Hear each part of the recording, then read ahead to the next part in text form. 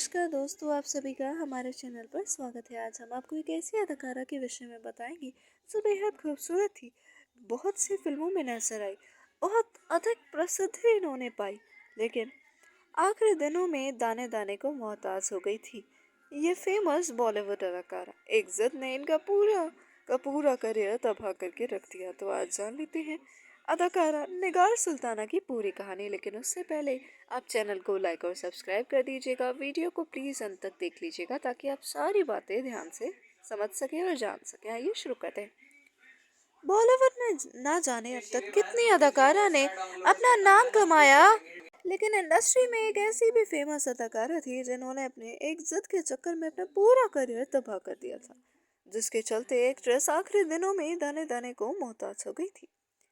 यूँ तो film industry ने बॉलीवुड से लेकर दर्शकों को कई खूबसूरत और एक से बढ़कर एक एक्ट्रेसेस दी हैं, जिन्होंने बॉलीवुड पर राज किया और अपने दमदार अभिनय से इंडस्ट्री से लेकर दर्शकों के बीच अपनी अलग पहचान बनाई। लेकिन कुछ एक्ट्रेस ऐसी भी रही जिन्होंने नाम और शोहरत को खूब कमाई, लेकिन अपने आखिरी दिनों में अकेली रही और परेशानियों से जूझते जूझते दम तोड़ दिया। उनकी गिनती अपने दौर की टॉप एक्ट्रेसेस में से होती है। उन्होंने कई हिट फिल्मों में भी काम किया। उस दौर में हर कोई एक्ट्रेस की खूबसूरती का दीवाना हुआ करता था। इस एक्ट्रेस का नाम निगार सुल्ताना है, जिन्होंने अपने लंबे करियर में करीबन 60 से अधिक फिल्मों में काम किया था। लेकिन अपने जिद की वजह से वो अपने आखिरी दिनों में दाने दाने को मोहताज होकर तड़पती रह गई थी। एक्ट्रेस को अपने आखिरी दिनों में पेट भरने के लिए घर के सामान तक को बेचना पड़ गया था। बताया जाता है कि निगार जितनी खूबसूरत थी उतनी ही जिद्दी भी हुआ करती थी।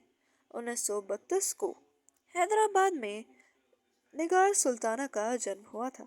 इन्होंने बेहद कम उम्र में अपने पिता को खो दिया था। पिता को खोने का दर्द तो आप में से कुछ कुछ लोग अवश्य जानते ही होंगे। ये बहुत बुरा दर्द होता है जिससे इंसान इतनी जल्दी बाहर नहीं आ पाता है। जिसके बाद उन्होंने फिल्म इंडस्ट्री में एंट्री की। उन्होंने अपने करियर की शुरुआत साल 1946 में आई फिल्म रंगभूमि से की थी। इसके बाद एक्ट्रेस ने बेला, नाव, शिकायत, सुनहरे दिन, मिट्टी के खिलौने और मिर्जा गालिब जैसी फिल्मों में काम किया। इतना ही नहीं, एक्ट्रेस ने अपने करियर के पीक पर पहुंचने के बाद एक्टर एस.एम. यूसुफ से शादी भी कर ली। लेकिन एक्ट्रेस का मुगले आजम फिल्म के गाने दरबारी डांसर बहार बेगम का किरदार निभाने के दौरान डायरेक्टर के आसिफ से प्यार कर बैठी थी, जिसके बाद एक्ट्रेस ने उनसे निकाह कर लिया, जिनसे एक बेटी ही ना हुई। इसी बीच एक्ट्रेस की लाइफ में ऐसा तूफान आया जिसने सब कुछ बर्बाद करके रख दिया। दरअसल एक दिन उनको पता चला कि उनके पति आसिफ ने किसी और से शादी कर ली है। निगार का दिल पूरी तरह टूट गया, लेकिन अपने जिद में एक्ट्रेस ने आसिफ को कोर्ट तक घसीटा और तलाक के बाद भी कानूनी लड़ाई हमेशा लड़ती रही और लड़ाई को इसी प्रकार जारी रखा। मीडिया रिपोर्ट्स की माने तो निगार सुल्ताना अपने जीवन के आखिरी समय में आर्थिक तंगी से काफी अधिक जूझती रही। उनकी आर्थिक स्थिति बेहद मंदी हो गई थी। उनके जीवन में ऐसी नौबत आ गई थी कि उनको अपना पेट पालने के लिए फर्नीचर और अपने घर के अन्य सामानों को बेचना पड़ा था, जो वह बिल्कुल नहीं चाहती थी। लेकिन रोते रोते तड़पते तड़पते उन्हें उन सामानों को, अपने प्रिय सामानों को, अपने बेशकीमती सामानों तक को बेचना पड़ गया था। बता दें कि साल 2000 को निगार सुल्ताना ने मुंबई में इस दुनिया को अलविदा कह दिया था और अपनी अंतिम सांसें ली थी। और फिर उनके जैसी खूबसूरत अदाकारा, इतनी ज्यादा टैलेंटेड अदाकारा शायद दोबारा देखने को मिली हो। लेकिन ये सब हुआ भी तो उनकी जिद की वजह से ही था।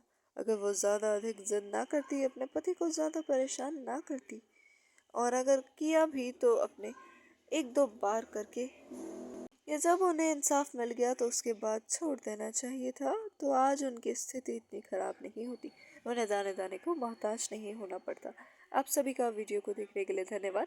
अगर आपको किसी अन्य अदाकारा की कहानी को जानने में जरा सी भी दिलचस्पी हो तो हमें अवश्य बताइएगा। आपके लिए बिल्कुल सच्ची और असली कहानी हम लेकर आएंगे। एक भी बात उसमें झूठ नहीं होगी। दूध का दूध और पानी का पानी आप लोगों के समक्ष करके दिखाएंगी। धन्यवाद आप सभी का एक बार फिर से करना चाहूँगी। आपको हमारे चैनल का नाम तो पता ही होगा, एक व्यू तो बनता है, और अगर आप फिर भी नहीं जानते तो आज जान लीजिए। धन्यवाद।